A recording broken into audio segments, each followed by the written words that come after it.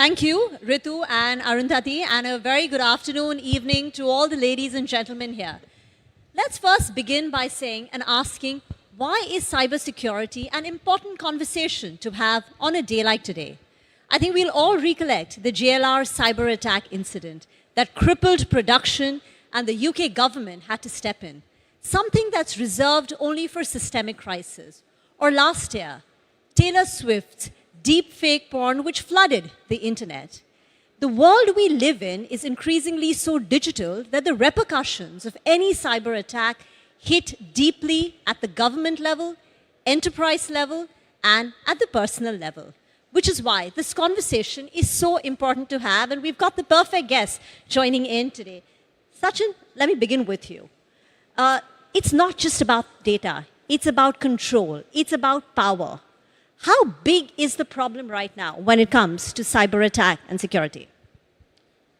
Thanks, Reema. Great question. How big is the problem?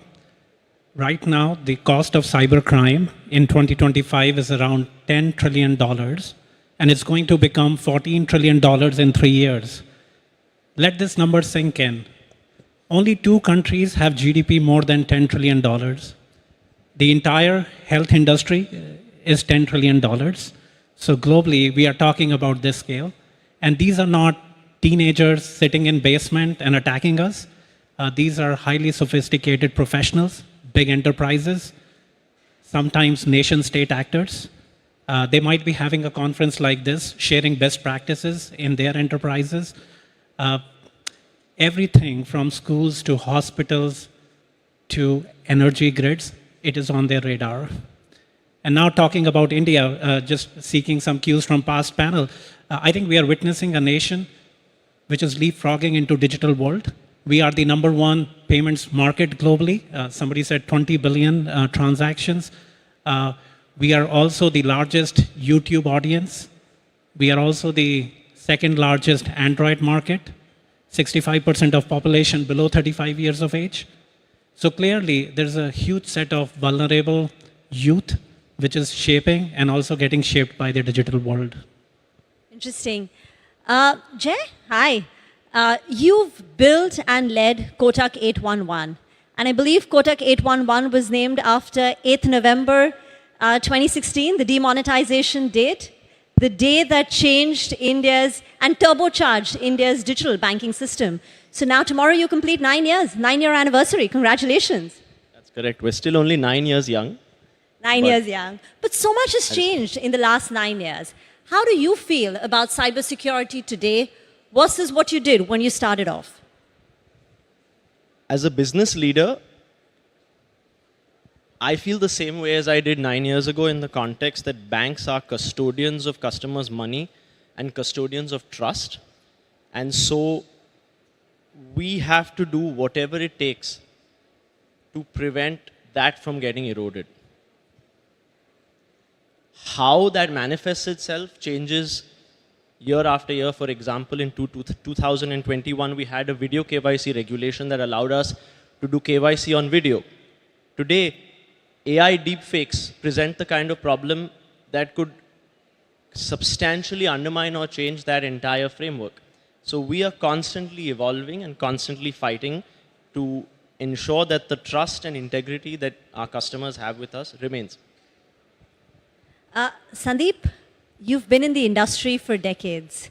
While AI brings a lot of promise and opportunity, it also brings new threat actors. And every time they're getting smarter and smarter.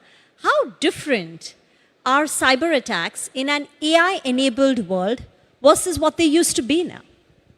So couple of things for context, right? I think we heard earlier that these aren't people who are sitting in a basement or kids sitting in a basement. It's like almost organized crime now. They are very sophisticated techies who are actually doing all of this. And I think with the availability of AI tools that are available, it gives them a lot more ways to, as they say now, it's smart logging in versus hacking. That's being used. And now once they enter through the AI portals and others, It gives them access to individually identifiable information. A lot of the company's assets that are their priced assets. I'll give you a couple of data points. We do a cost of data breach report every year, and I think you heard some of the numbers earlier in terms of what data breaches cost us. But if you look at, when you do a study and ask people how well they are prepared, there's only 37% of companies that sort of cited that they've got controls built around their AI implementations that have effective protection and security protocols and so on. Only about 60% said that they've actually got some form of AI governance that they've built that monitors how models are used, how AI applications are built, how they are deployed, and so on. So I think this whole notion of, we claim that we are very worried about data protection and so on, but with AI and the usage of AI tools that's becoming rampant, there's a lot of it which is out there and vulnerable and exposed to cyber attacks. Especially now, Sachin, when we get into agentic AI, right? Here it's an AI which is able to attack without human intervention. It's not AI assisting anymore. It's AI acting autonomously. You almost feel like it's an AI versus AI cyber battle taking place. Yeah, that's right. Would like to step back and discuss, share about defender's dilemma. Many audience may not know. So if I'm an attacker and I want to steal a wallet, all I have to do is find one wallet in the crowd and steal it. But as a defender, I need to protect all the wallets all the time. So when you talk about agentic AI, I think defenders deal with a lot of drudgery, a lot of grunt work, and 80% of our work can be offloaded to an agentic AI, while the workforce can be reoriented to focus on more intuitive and strategic things. So I think we believe that this is the time that AI will reverse the defender's dilemma, and it will tilt the balance in favor of defenders, because defenders can now use agentic AI to defend against the AI. And somebody talked about keyword as invisible. I think we are looking forward to creating an invisible shield, like a human immune system powered by AI, which is constantly identifying new threat actors, constantly evolving, and making sure we are constantly protected. Jay, you said banks are the custodian of data of trust. Now, whenever there is competition maybe can beat you in terms of pricing, maybe in terms of customer experience. But do you think your moat as a bank is your trust? Is that the long-term advantage, competitive advantage you have, trust?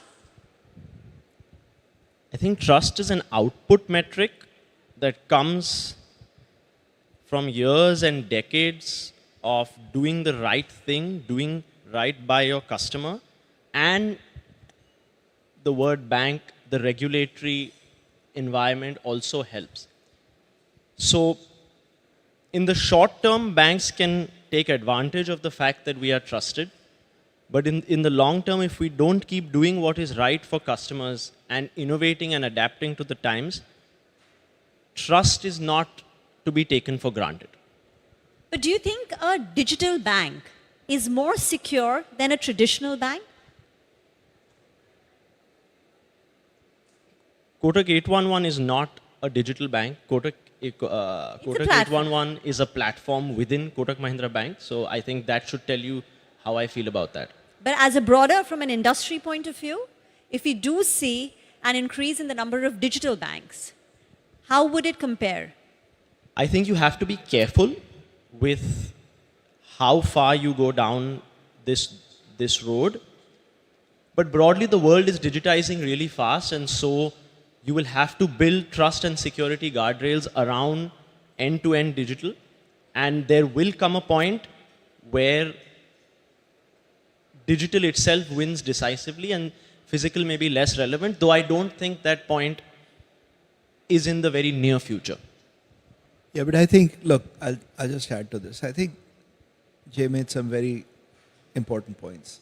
That at the end of the day, I think trust sort of builds over a period of time in terms of how you continue to deliver services and so on. I'm a fundamental believer that technology or AI or any form of technology or digital assets that people will use are those that people will trust. And you need to sort of get that built in. So there's a lot of things today that I think people are doing, such as, zero-based architectures. You don't trust. It's zero trust architecture. You don't trust anything. You make sure that you do have protocols where there's only a need to know basis. That's the way access controls and others get built in. But those, I think, will have to evolve and strengthen over a period of time, just as the bad actors get worse. I think that's where we're going as a business and an industry. Sachin, I also want to bring in the personal angle over here. So far, we've been discussing at an enterprise level. But say a company like Google, it's not just a tech company. It's where our digital profile resides. You know my emails via Gmail. You know what I watch via YouTube. You know what I search via Google search, and you know where I travel via Google Maps. So in that context, how do you all, because you are again custodians of so much personal data, how do you all see security, and what are you doing to protect individual data? Got it. I'll start with mission of my team is to keep everyone safe at scale. And when we say everyone, we mean it. It's not just Google, Alphabet. It's not just the billions of users that Google apps have, but everyone safe at scale. So starting with, we make sure we have an invisible shield behind every product so that we secure them. So when you get up in the morning, open the Gmail, 99.9% of all spams are taken care. When you go to a website, we scan billions of web pages and issue millions of warnings saying, this is not a safe site, can you go back? We also have privacy and security by design. So while we are custodians of data, we make sure we provide transparency and all the tools to everyone to decide where their data will go and live. And finally, we have seen there are novel attacks in India, and we have a Google Safety Engineering Center. This is Asia's first. We launched in India this year. This is where we connect with local academia. We connect with our ecosystem, fact checkers, publishers, government, and industry to make sure we keep the entire ecosystem safe. And that's one of the initiatives that we have. Sandip, AI is making everything smarter. But quantum computing can break the smartest of encryption.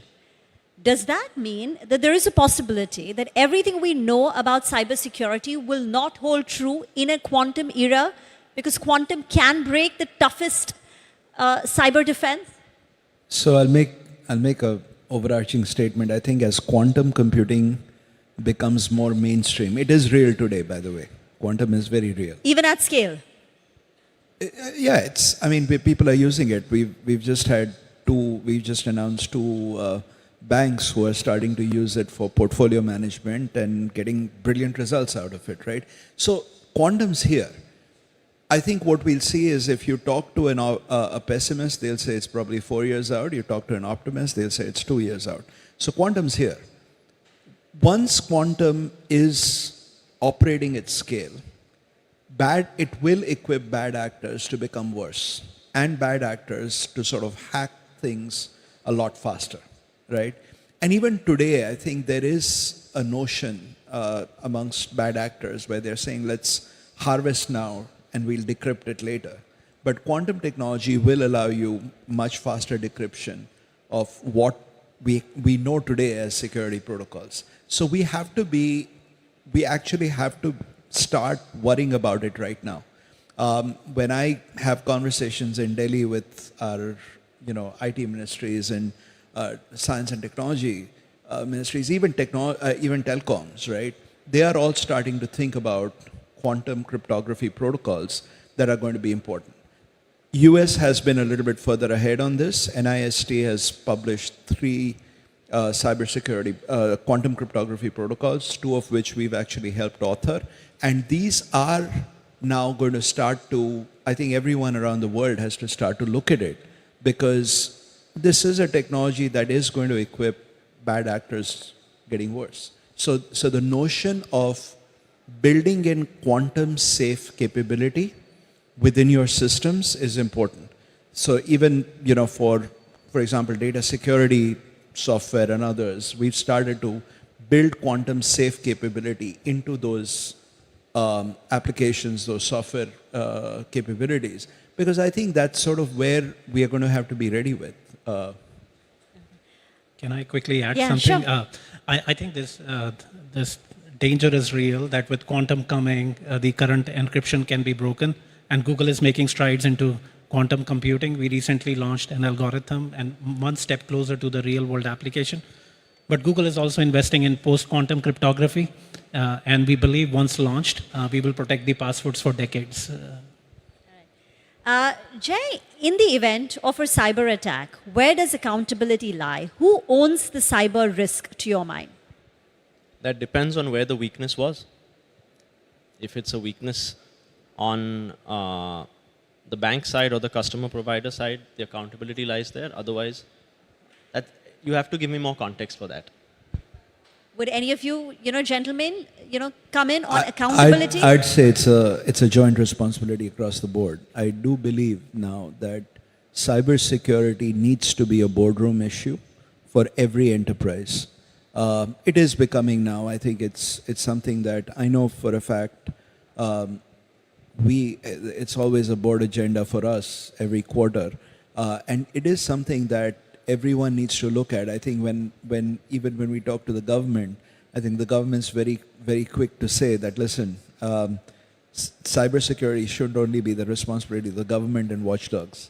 It's something that every enterprise has to think about, and it's something that I think every consumer should think about in terms of applications that they use and digital assets that they are using.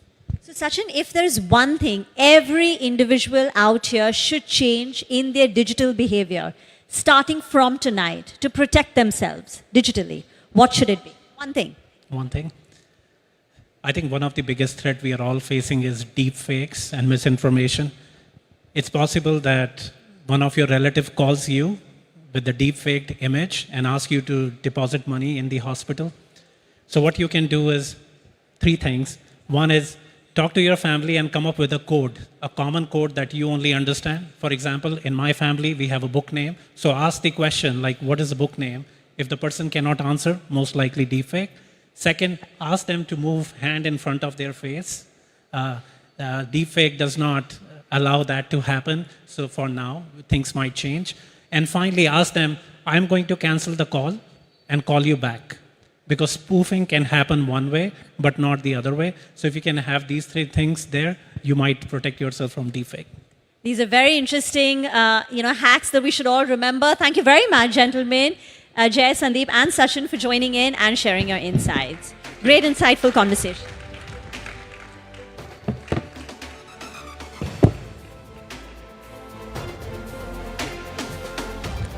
Thank you, panelists, for that engaging discussion. Rima, request you to kindly stay back on stage to, of course, take the next conversation forward. Very soon, we'll navigate the frontiers of building a resilient India, that of building a resilient India with Hitendra Dave, the CEO of HSBC India. So stay tuned for that session. We often talk about who's winning the AI race. What comes to mind? Silicon Valley and China. But real big breakthroughs are happening where problems force AI to work. India, Nigeria, Indonesia, Brazil, hundreds of languages, fragile healthcare, farmers needing weather predictions. Here, AI isn't a demo, it's a tool that has to function. Absolutely, Arundhati. And our next session explores that very idea. Joining us this evening is Preeti Lobna, Vice President and Country Manager at Google India, to discuss why the Global South isn't behind, it's ahead.